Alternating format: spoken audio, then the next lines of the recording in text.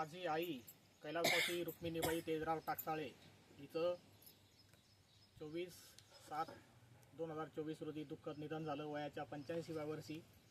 आई गेल्या 7 वर्षांपासून पॅरालिसिस या आजाराने ग्रस्त होती, तरीसुद्धा तब्येत अतिशय चांगली होती। माझे दोन्ही भाऊ श्रीकृष्ण तेजराव टाकसाळे, गणेश तेजराव टाकसाळे, माझ्या तिन्ही बहिणी निर्मलाबाई तरळ, मंगल अमृते, शैलाताई जाधव आणि घरातील सर्वांनीच अतिशय आपलेपणाने आईची काळजी घेतली। परंतु अल्पशा आजाराने आईचं निधन झालं आणि आईचा रक्षाविसर्जन हा विधी शेतातच करावा असा आम्ही तिघं भावंडांनी बहिणींनी निर्णय घेतला। 2018 मध्ये निधन झालं होतं, त्यावेळेला सुद्धा विरोधात जाऊन हा निर्णय आम्ही घेतला होता।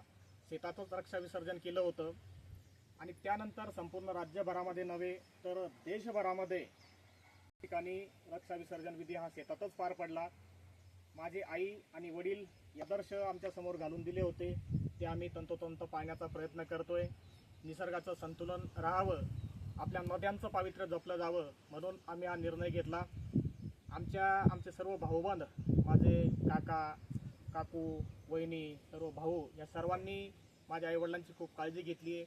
आमचं असं जिव्हाळ्याचं टाकसाळे परिवार हे मोठं कुटुंब आहे आणि सर्व जनतेमध्ये हा सुंदर मेसेज जावा, निसर्गाचं रक्षण व्हावं, आईच्या पवित्र आत्म्यास शांती लाभावी म्हणून आम्ही शेतातच रक्षाविसर्जन हा विधी करून त्या ठिकाणी 3 आम्रवृक्षांची लागवड केली आहे। धन्यवाद।